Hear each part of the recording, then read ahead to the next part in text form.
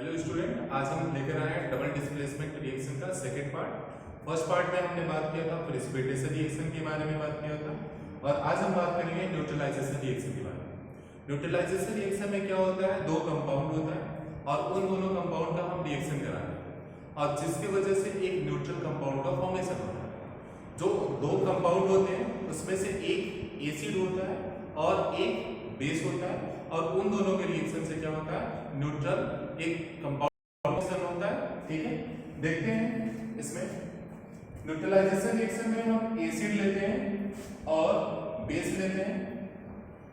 इन दोनों के रिएक्शन से सॉल्ट का फॉर्मेशन होता है और वाटर निकलता है बाहर। इसका एग्जांपल देखते हैं कि कैसे हम इसे डबल डिस्प्लेसमेंट रिएक्शन में कैरी करते हैं। फर्स्ट एग्जांपल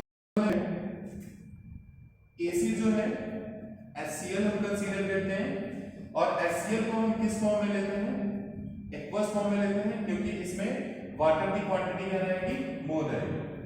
बेस लेते हैं, बेस एक स्ट्रॉन्ग बेस लेते हैं, NaOH लेते हैं, और यहाँ पे जो स्टेट होगा वह भी एक्वस होगा। और इन दोनों का जब हम रिएक्शन कराएंगे तो यहाँ पे क्या होगा, आपको पता होगा कि सोडियम की जो रिएक्टिविटी होती है वह हाइड्रोजन से क्या होती है, मोर होती है। तो सोडियम क्या करेगा, हाइड्रोजन को डिस्प्लेस करेगा, बट जब रिएक्शन होगा तो सोडियम इस उस सॉल्यूशन में हाइड्रोजन क्या रहेगा, प्रेजेंट रहेगा। वह हाइड्रोजन जैसे ही सोडियम इसके साथ कंबाइन होगा या हाइड्रोजन उस OH के साथ कंबाइन होकर किसका फॉर्मेशन कर देगा, H2O का फॉर्मेशन कर देगा। और आपको यहाँ पे देखने को मिल रहा है कि Na हाइड्रोजन को डिस्प्लेस कर रहा है और यहाँ पे Cl के साथ कंबाइन होगा, और H जो है वह OH के साथ कंबाइन हो जा रहा है। तो इसीलिए हम इसे क्या बोलते हैं, डबल डिस्प्लेसमेंट रिएक्शन में कैरी करते हैं। यहाँ पे देखो कंपाउंड का फॉर्मेशन होगा NaCl का, और यह किस फॉर्म में रहेगा, एक्वस फॉर्म में रहेगा, और साथ में जो बाई प्रोडक्ट मिलेगा वह हमारे पास क्या रहेगा, वाटर रहेगा। अभी देख लेते हैं यह इक्वेशन बैलेंस है कि नहीं।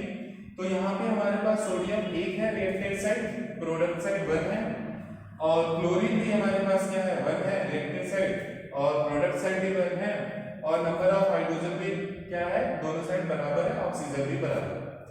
अब हम इसका सेकंड एग्जांपल लेकर आते हैं। ठीक है, यहाँ पे हमने HCl का रिएक्शन करा दिया सोडियम हाइड्रोक्साइड के साथ। अब हम क्या करते हैं, H2SO4 लेते हैं। H2SO4 या H2SO4 क्या है, सल्फ्यूरिक एसिड है, और इसमें भी क्या है, और इसका रिएक्शन हम कराते हैं किसके साथ कराते हैं, पोटेशियम हाइड्रोक्साइड के साथ करा देते हैं कि OH हुआ, और इसका भी कौन सा स्टेट होगा, एक्वस स्टेट होगा। और आपको पता होगा कि जो पोटेशियम होता है वह हाईली रिएक्टिव मेटल होता है, तो वह पोटेशियम हाइड्रोजन को डिस्प्लेस करेगा और इस SO4 के साथ कंबाइन होगा, और सेम रिएक्शन होगा, K2SO4 का फॉर्मेशन होगा, और यह किस फॉर्म में प्रेजेंट रहेगा, एक्वस फॉर्म में प्रेजेंट रहेगा, और यहाँ पे साइड में क्या निकल जाएगा, H2O निकल जाएगा, किस फॉर्म में रहेगा, लिक्विड फॉर्म में रहेगा। अभी देख लो इसका बैलेंसिंग देख लो, पोटेशियम क्या है, रिएक्टेंट साइड में 1 है, और यहाँ पे कितना है, 2 है, 2 से मल्टीप्लाई कर देते हैं।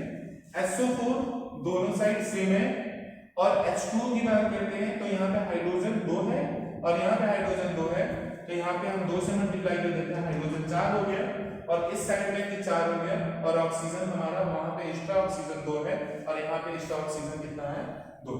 तो यह इक्वेशन बैलेंस हो गया। और यहाँ पे किसका फॉर्मेशन हुआ, पोटेशियम सल्फेट का फॉर्मेशन हुआ, और यह भी हमारा कौन सा रिएक्शन है, न्यूट्रलाइजेशन रिएक्शन है। और यहाँ पे भी देखने को मिल रहा है पोटेशियम हाइड्रोजन को डिस्प्लेस कर रहा है, और हाइड्रोजन OH के साथ कंबाइन हो रहा है, पोटेशियम सल्फेट के साथ कंबाइन हो रहा है। एक और एग्जांपल देखते हैं। हम क्या करते हैं, अभी हम लिए थे एक स्ट्रॉन्ग एसिड स्ट्रॉन्ग बेस के साथ, स्ट्रॉन्ग एसिड और स्ट्रॉन्ग बेस के साथ हमने रिएक्शन कराया। अब हम क्या करते हैं, एक वीक एसिड लेते हैं और वीक बेस के साथ रिएक्शन करते हैं, और उसके बाद एक न्यूट्रल सॉल्ट का फॉर्मेशन करते हैं, और वो भी हमारा क्या कराएगा, डबल डिस्प्लेसमेंट रिएक्शन का ही एग्जांपल। जैसे हमारे पास वीक एसिड है, कार्बोनिक एसिड होता है, और इसको भी हम किस फॉर्म में लेंगे, एक्वस फॉर्म में लेंगे, और इसका साथ कोई एक वीक बेस जैसे कि कैल्शियम हाइड्रोक्साइड हुआ, और इसका भी एक्वस फॉर्म लेंगे, और इन दोनों का हम क्या करेंगे, रिएक्शन करेंगे। तो जिससे क्या होगा, आपको पता होगा कैल्शियम फिर से हाइड्रोजन को डिस्प्लेस करेगा और CO3 के साथ कंबाइन हो जाएगा। तो किसका फॉर्मेशन होगा? CaCO3 हो गया और यहाँ पे यह किस फॉर्म में रहेगा? एक्वस फॉर्म में रहेगा और प्लस यहाँ पे क्या निकल जाएगा? लिक्विड निकल जाएगा। चेक कर लेते हैं इक्वेशन बैलेंस है कि नहीं बैलेंस है। यहाँ पे कैल्शियम 1 है, वहां पे कितना है? 1 है। यहाँ पे कार्बोनेट है CO3, यहाँ पे सेम है। हाइड्रोजन चेक कर लेते हैं, यहाँ पे हाइड्रोजन 2, यहाँ पे हाइड्रोजन 2, 2 2 4, यहाँ पे हम 2 से मल्टीप्लाई करेंगे। अब यही हमारा न्यूट्रलाइजेशन रिएक्शन जो है वह डबल डिस्प्लेसमेंट रिएक्शन का सेकंड पार्ट था। आज ये न्यूट्रलाइजेशन रिएक्शन क्या हो गया? खत्म हो गया। अब हम नेक्स्ट वीडियो लाएंगे, उसमें नेक्स्ट टॉपिक रहेगा। Thank you.